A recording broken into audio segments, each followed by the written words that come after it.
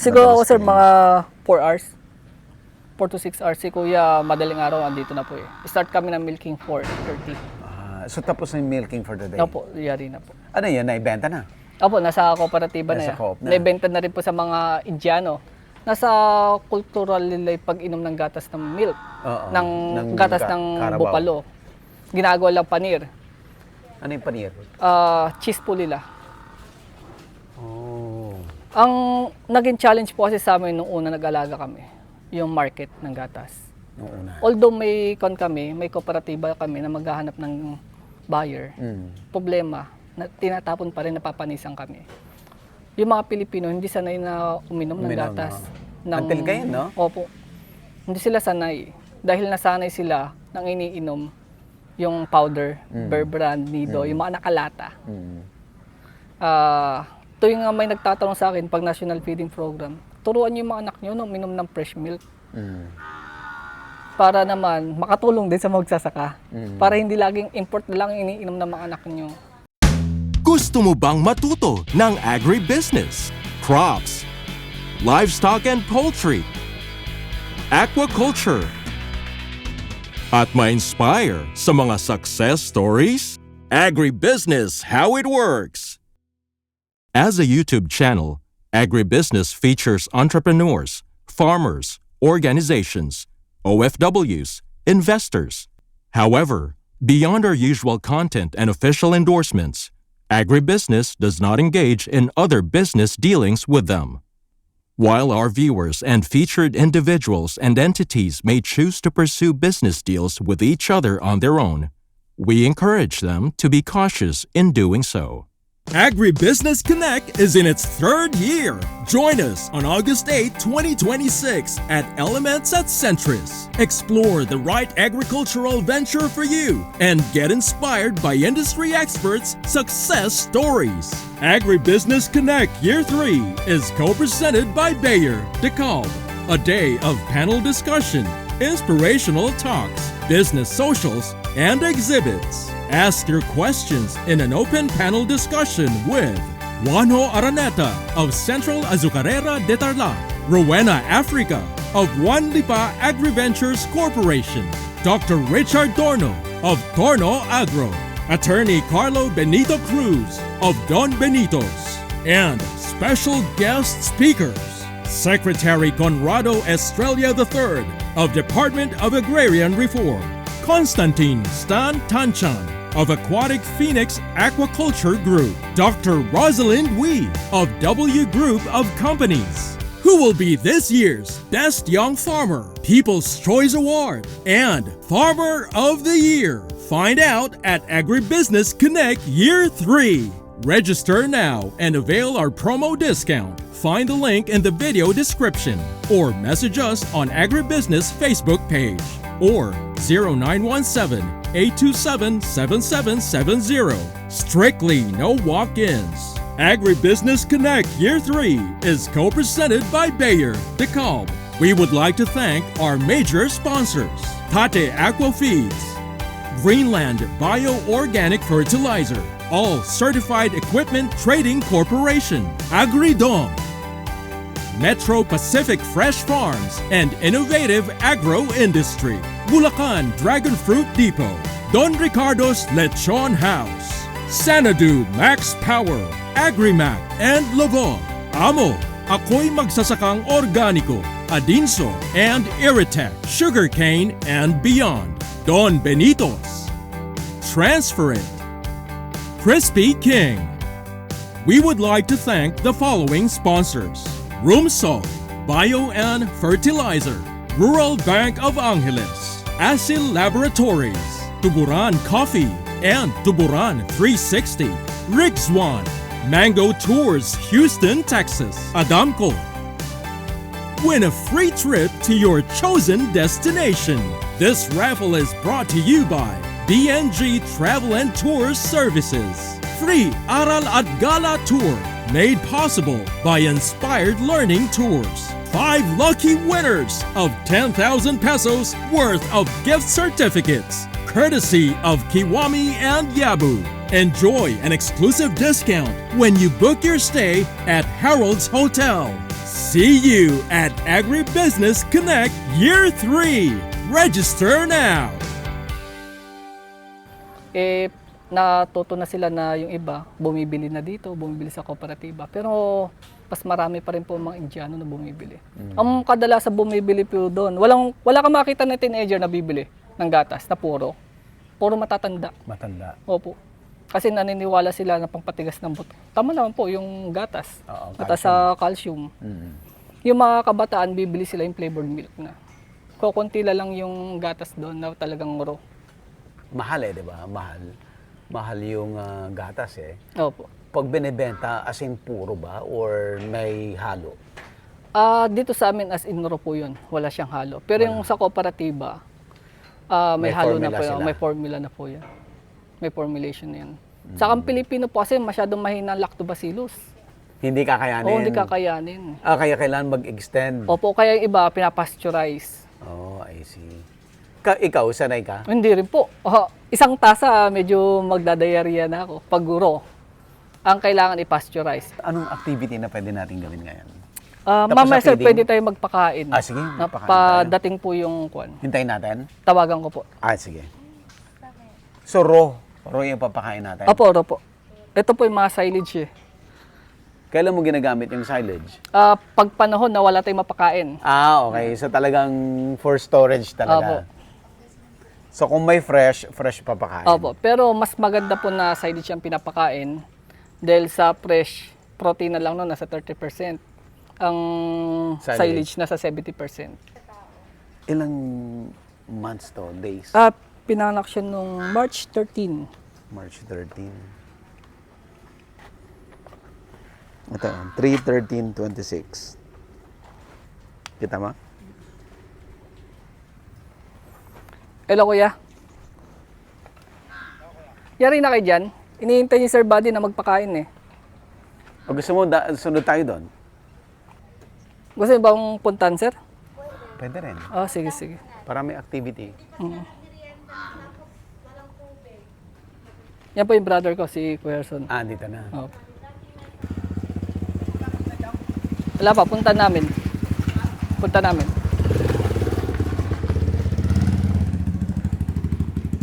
Saan na? Kakain sila, Sir Buddy. Kuya, si Sir Buddy, yung napapanood mo. Hello, sir. Follower niya rin po. Kumusta po? Wala kang lamesa. Malito, sir. Pengi ako ng isang yung tinapay na gusto ko. Ang taas pala niya, no? Opo, umabot pa kami ng 12. Saka sir, yung kunya, puno niyan, matamis, kinakain namin yan. Kasi pamilya siya ng sugarcane. Sir, sugarcane ang family niya. Opo. Seeds ang tinatanim. Opo, si seeds. So, lang po kasi, bumagyo, kaya yung, dumapa yung Opo, halaman. So, ngayon, minamano-mano lang kinakat. Opo. Gusto niyo po bang tumikim? Kung talaga siyang matamis. Sige nga. Kaya Mark, Try natin. pwede yung pakuha kami la Sir Buddy ng titikman sa sorghum. Yung matamis kuya Dito po yung hybrid namin, yung maliliit. Pinagkuha na namin ng seeds.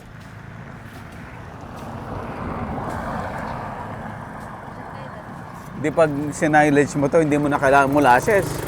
Hindi na po. Pag nagsasilage po kami, hindi kami naglalagay ng commercial silage additives, ng molasses, asin, darak, hindi po. Dahil sinasilage po namin, may grains na. Pati po sa corn, even sa corn po, hindi kami naglalagay ng molasses. Tikman mo po na kuya kung matamis. Mamamaya tayo kay Sir Buddy. Sabi ko kinakain niya, matamis eh.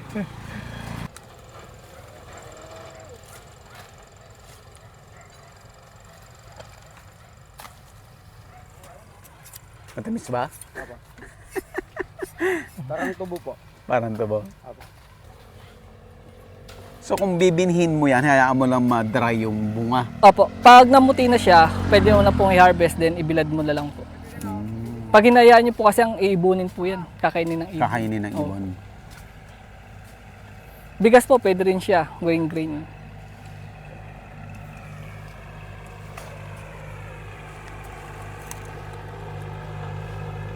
Ang tubo? Opo, matamis po siya. Mas konti lang yung juice niya kasi maliit siya. Opo. Yan po mga trainee naman po namin iba.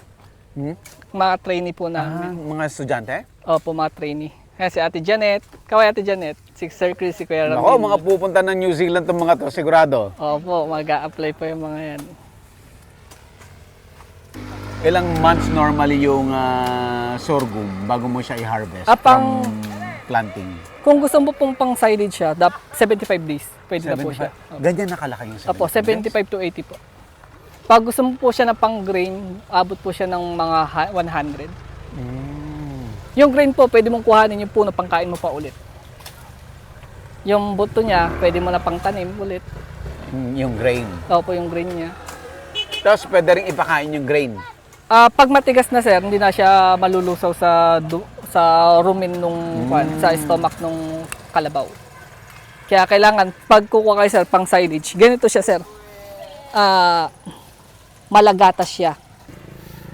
Dito sir body. Yeah. Putol tayo. Pag kukuha ka sir, pag alam mo na kung ready for silage na yung sorghum, bigay mo to, dapat to milky siya. Yun. May kumatas siya, sir. Even sa corn, ganyan din, sir. Pag ganyan, hindi mo na mapigayan, ipapakain mo sa ruminants yan. Hindi na po malulusaw yan. Wala lang silbi yung pinakain mo sa kala. Unless gawin mo yung flakes. I-play flakes mo na siya. Ipaprocess na yun. Opo, ipaprocess na ba na. Anong lasa nito? Matamis to, sir. Tikman Matamis natin. din? Opo, tikman natin. May pagkakunti siyang matamis. Sige, tikman natin ha. Opo, tikman natin. Isang buti lang. Opo.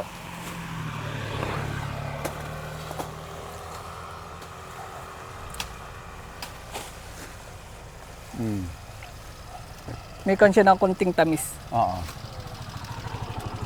In fairness ha. Mm.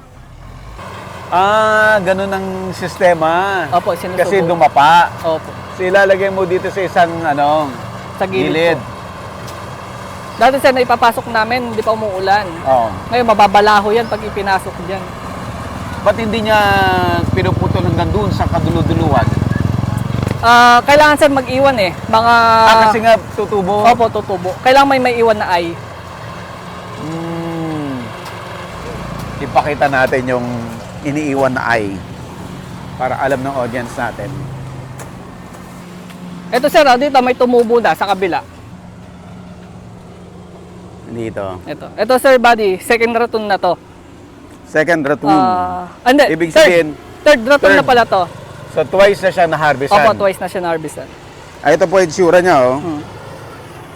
Ito yung pinutol. Opo, yan po yung Sa tanong ko kanina, bakit hindi pinuputol hanggang dun sa dulo? Opo, kasi dito siya kakanya. Kasi dapat may stock siya, kasi may eye kang iiwan, kasi doon lalabas yung bagong tubo. Opo. Ito yung mga dati niya sir, ito na po. Yung mga first raton nila. Ito yung, Ayan. Ito yung second raton. Tapos ito na yung third raton ngayon. mm, Tsaka sir, kaya hindi siya isinasagad. Kasi kung siya ng tubig, may source of water siya. Para yun ang pagkukuhanan nitong mga... Nitong bago. Mga bago. Yung mga magsusot na to. so dumadami yung tubo, tapos ito pang sanga, tutubo pa. Opo. Sa isang ganito sir, kadalasan, 2 hanggang 3 ang magiging kwan niya. Raton Bago. niya. Opo. So yung unang stock magiging 3. Opo, magiging 3. Ang kagandahan pa dito sir, hindi ko ini-spray ng herbicide. Walang herbicide. Opo, tsaka hindi siya matako sa tubig. Itinanim namin to sir, Abril. Kung di magkakamali, Abril. Tagtuyot. Minsan lang namin pinatubigan. Yun, maganda naman na siya. Yan nga lang pag bumagyo, may hina sa hangin, dumadapa. Hindi katulad ng mais. Ayun maganda doon, one time planting ka, Opo. tapos 3 times. O, 3 times. So let's say for example, nagtanim ka ngayon. After ilang days? 75 po. 75 days first harvest. O, first harvest. Pagka-harvest mo, ilang days yung ulit yung... 60 days na po. 60 days, second harvest Opo, na second yun. harvest na po yun. Tapos yung third mo, 60 days ulit. Opo. And then, palit na. Opo, palit. Tanim ka na ng bago. Opo. From the seeds. Opo, from the seeds. Minsan po pag sorghum tinatanim namin ngayon, sa susunod din na po sorghum. Para may para hindi okay. para magkaroon ng pahinga. Oo. Saka yung mga insekto na namamahay sa sorghum, maiba. So yan oh. So hindi nila sinasagad. Maganda nga po na-introduce yung sorghum. Para hindi lang laging corn. Kasi yung corn, binibili mo yung seeds. Yung seeds. Eh, Bili ka ng bili. Opo, isang bag nun, 5-6 dito sa amin. Ito, libre. Basta maparami mo lang.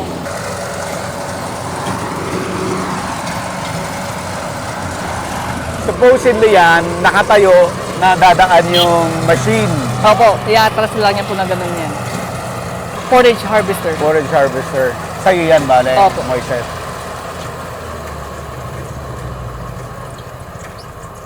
Yan, nababarahan dahil basa po yung stock. Oh. Kaya baklas ulit, ganun ulit. Implement lang ba yan? Opo, implement lang po siya. Matagal na sa'yo. Nasa more than 1 year po siguro, hindi magkakamali. Ilang years? More than 1 year. 1 year pa lang. Opo. Dati ang gamit po namin na pang tad-tad, chopper. Yung malit lang. Mm-mm. Marami pong pumupunta sa amin, mga retiro, mga doktor, mga engineer. Gusto po lalagi magnenegosyo ng gatasing kalabaw. Marami Sila agad ang malaki. gusto. Eh, kasi nga may pera sila eh. Opo. Akala nila, minsan kasi naiinip sila. Gusto nila Opo. malaki kaagad. Kasi dito sa Pilipinas, sir, ang kagawian natin, ang agriculture, ang retirement ang ginagawa. Yeah. Dapat hindi ka gawin Dapat siyang hindi. retirement. Totoo. Kaya sinasabi, kaya matatanda mga magsasaka. Kasi ginagawang pang retiro yun eh. Panglibangan ba, kumbaga. Pero kung isipin nila, hindi libangan ng farming. Tama.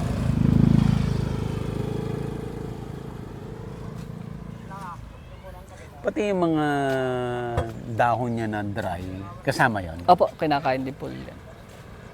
Yan po yung mga isinasilage namin.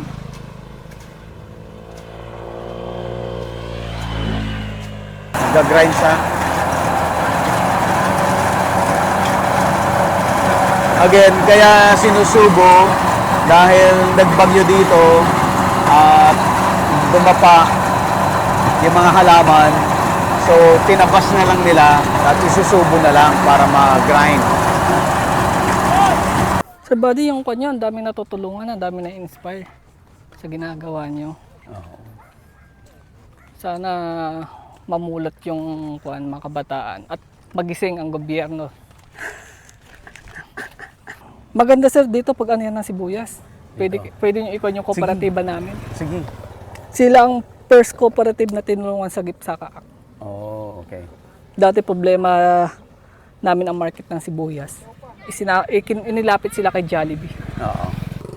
Saan kayo nag-aaral? Nag-graduate na? Teacher po, gusto mag-ibang bansa. Bakit hindi nagkuhan? Teacher ka? Nag-a-apply, kinukuha na ng experience, hinahanapan agad. Abala, no? Opo. Once na barahan po siya, abala po talaga. Imbis na mapadali yung trabaho, mapapatagal. Mm.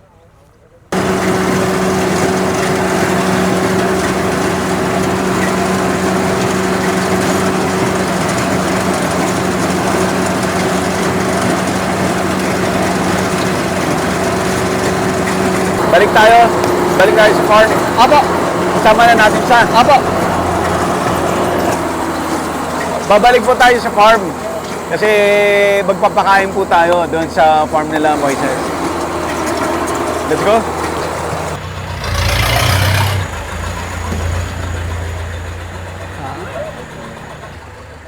Moises, ilan anak mo? Isa pa lang po. Isa lang? Oo. Ilan taon na? Nag 1 years old po nung 26.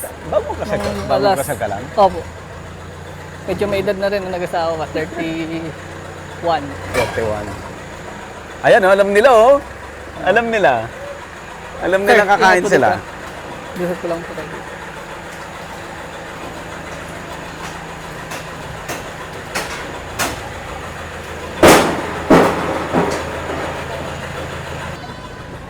Ma'am, ingat. Oops. Ay, dad, nakaano ka pala. Sir, ingat sa sungay ah. Yan. Dito lang. No. Gusto nila, oh. Ilang beses ka magpakain in a day? Dalawa Twice? po. Opo. Maga, Maga at hapon po. Ngayon lang sir, medyo tinanghali at yung na bara ng bara. Oh. Pero dapat mga 8 nakakain na po yung mga kalabaw.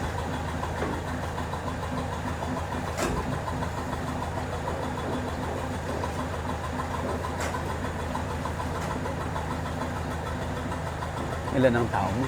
4 po. Araw-araw yan. Opo, sa amin pagkain, tirahan nila. Ito sir, kaya lang naman talaga kinan ng father ko to nun para makatulong sa mga tambay dito, Mm. na mga kabataan. Mm. Para magkaroon din sila mga opportunity na magkaroon ng trabaho. At yung mga gusto mag-ibang bansa, gagamitin yung experience nila dito. Eh, iba naman sir, masyado na naman ang sarapan. Dito na tumanda. Ayos lang. At least, ano.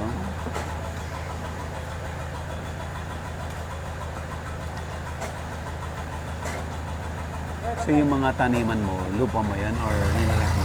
Yung iba po nire-rent po namin. Yung iba lupa po namin. May mga nagtatanong sa akin, Sir Buddy, na yung last week. Ah. Lagi akong lugi sa palay. Ganyan lang itanim ko, sabi sa akin po ganun. Ah. Problema natin tay, sinong bibili? Kung akong bibili tay, may tanim naman ako. Yun ang problema eh. Gusto lang magtanim, pero walang bibili. Oh. May bibili man, gusto nila, naka-compact na, nakasupot na ako ay nakadam na. Oo. Eh kung yung magsasaka na yun, meron siyang mga machinery para i-compact agad. Mas malaki po kinikita kaysa sa kwan eh. Mantakay niyo Sir Buddy ang sorghum, pwede kang umani ka mo lang 40 tons sa hektarya. Eh binibili yun ng, yung nakakat pong ganito, 2 pesos per kilo. Ang gastos lang po namin sa isang hektarya, kung sa amin na yung seeds sir, Oo. pas yung pataba, patubig, hindi kami gagastos ng 20,000. Talaga? No po. Yung buong cropping cycle Oo, na yung 75 days. Siguro sir, nasa 12,000 lang gastos namin. Kasama na yung patubig. I-minus mo yun sa 40,000, ilalaki tayo. Masabi mo lang, kumita ka ng 20,000 sa 75 days. Mm. Eh, ilang beses ka pwedeng umani? 3 3 beses. Opo. O ilang buwan yun? Yung pag nag-second ratoon ka na, 60 days po. 60 days, mag-fertilize ka ulit, hindi na. O, magpe-fertilize ka po ulit. Mag-fertilize ka. Kahit Pero minsan anong na lang po. fertilizer mo lang mga Urea lang po. Opo. Urea kaya triple 14 lang po. Yung 40 tons sensor, mababa yun sa isang hektarya. Ang sorghum kaya niyang umabot hanggang 60 tons hanggang 90 tons.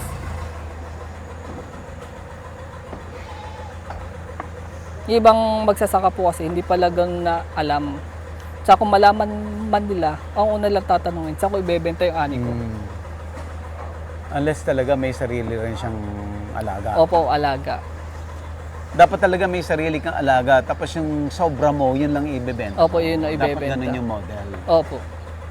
Pero may mga kanpo tayo sir eh, may mga magsasaka tayo na nagtatanim ng mais. Imbis na gawin lang grain, binibenta Oo. nila. Binibenta sila sa mga gumagawa ng silage. Ng silage. Opo. Sa mga magsasaka. Nakipag-partner na sila. Opo. Oo. Mas maginhawa sa kanila. Tapos hindi Di ikaw magastos. magbenta nito, tapos ikontratahin mo na yung mga farmers. Sa ngayon sir, hindi po na. Kasi kailangan ko pa rin pag-aralan ng maigi. Kung kikita ba ako at kikita rin yung magsasaka. Kasi Okay. kailangan both party kumita. Pero kasi yung experience mo, andyan na eh. Opo. So, I don't think kailangan mo ng too much. Mm. Andyan na eh, experience ka na eh. Opo. Sayang din yung opportunity. Opo, sana next Kung year. opportunity yun, no? Opo, next year. Sayang. Magawa. Sayang eh. Opo. Kung marami kang kamong farmer na gusto, tapos wala sa pagbibentahan, hindi ikaw mag-initiate ng market. Opo, pwede naman po. Ginawa ko lang, sir. Tinry ko sa mais. Mm. Bumili ako ng sa Nag-work? hektarya. Opo. Nag-work naman, kumita siya. Ang unang kong tanong doon sa magsasaka. Kasi nagtatanim din po ang mais, alam kong gastos. Tay, magkano ang gusto mong kitain? Hindi, kahit mabalik lang sa akin yung puhunan. Kasi yun, sir, pang grain. Ngayon, tag-ulan, dadapa na. Mm. Tapos dinadaga na. Ngayon tanong ko, magkano gusto mong kita? Ibalik mo lang sa akin puhunan. Ngayon ang ginawa ko, kung magkano yung gastos niya, dinoble ko. Oo. Para yung kita Tuwan-tuwa niya, siya. hati, opo. Tuwang-tuwa siya. Sa susunod nga, magtatanim ako ulit. Teka lang tayo, bago kayo magtanim, paalam niyo po na sa akin. Paalam kasi may sabay na marami kaming pakain. Yung tanim niyo, hindi ko rin makukuha.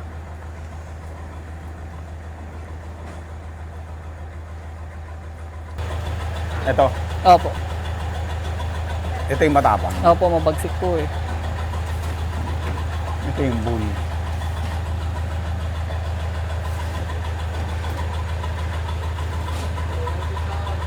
Kaya na ubusin nila to in one kainan lang? Ubus Opo. to? Baka ko lang yan sir, mga wala pang 1 hour, mauubos nila yan. Sa totoo sir, kulang yan. Dapat po yung puno. Para lang may ipakita na natin yung feeding Opo. Yung silage sir, magbukas tayo. Kasi pakain natin dito sa mga guyat sa sa mga kanto. kuya.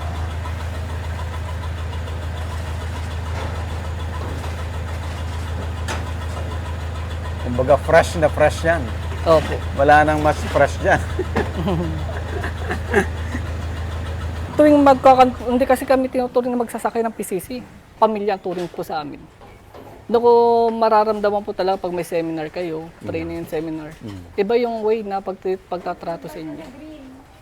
Alam mo sir, hindi lang laman nagbigay sila ng kalabaw, hindi lang laman sila doon eh. Hanggang sa pagbebenta ng gatas, tutulungan ka lang maghanap ng market. Yung kaganda po sa Philippine Carabao Center. Tuturuan ka lang kung paano mag-alaga. Bibigyan ka lang alaga. Hanggang sa pag-produce mo ng milk, tutulungan ka lang sa market. Kung gusto mong i-process yung milk para value adding, tuturuan ka rin nila.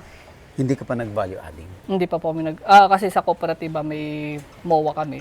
Pag member ka doon, kailangan i-deliver mo doon sa kanila. Sila nagpa-process. Opo. Yung Eastern po kasi, kasali sa National Milk Feeding Program.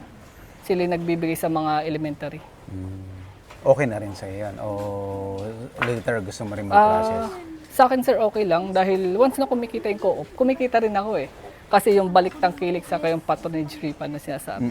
Pag sinabi natin silage sir, kailangan fermented na siya Oo. ng 15 days. More At than least 15 days. 15 Opo. days. Itong mga itinitinda sa commercial, hindi po sa paninira, sa mga nagtitinda ng silage. Kaka-harvest lang, isinupot, tinawag na silage. Binibenta na? O, binibenta na. Oh. Sige yan. Pwede natin ganyan. 16. Ayan. So may system ka rin, no? May dates. Opo, may date. Kung Ito, kailan no? siya ginawa po. Tapos inilagay namin yung mga gumagawa para Palpak. pagpalpak, may masisisi. May Pero masisisi ka. biro-biroan lang po namin. Kasi itinitimbang po namin eh. Oo. Para pabigatan sila pa nagsisiksik yung mga trainee. Oh, Sa isang drum po, nag-average kami ng 117. Sige, i-roll niya. Diyan na ipakain kuya. Okay. Buksan. So ilang days to? June June 16 po. 16. Ngayon ay July 13. 13. Ang bango? Kung na siya, magwa 1 month siya sa 16. Ang bango. Dapat sir, kung maganda ang silage, unang-una wala siyang amag dito. Then, pag hinawakan mo siya, ang touch niya dapat hindi mainit. Pag mainit siya, papunta siya sa decomposting. Decomposting. Opo. Dapat ang amoy niya, maasim na mabango. Ay, maasim na matamis-tamis. Pag naging 6 months to sir, o kaya more than 1 month, amoy alak siya talaga. Amoy wine. Ganun po yung amoy niya. Pakain kayo. Okay, pakain tayo. Kuha kayo ng drum, ay yung crates. Bango, no? Tsaka hindi, parang hindi siya dry na dry. Hindi siya wet na wet. Opo. Pag kung po kasi kailangan natin ng moisture content lang, pag magsasilage tayo ay 75 to 80% ang moisture content. Pag masyadong matas dun sir, mabubulok po yun. Mabubulok. Ay yung pinakamalaga sa gagawa po ng silage. Pag gagawa tayong silage, yung moisture content ang titignan natin. Itong drum mo na to, ilang kainan lang to?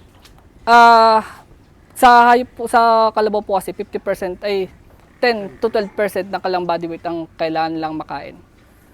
So ito sir, sa isang araw, pwede ito mga 2 hanggang 3 kalabaw ang pwedeng kumain po. Grabe, ganun kadami. Opo. Lalabas ka niyan sa kuan. May TTV ka niyan. Follow mo si Sir. Alam ko pinapanood niyo eh. Si Kuya Mart pinapanood niyo si Sir eh. Sir Buddy, di ba Kuya Mart? Gustong-gusto nila. Opo.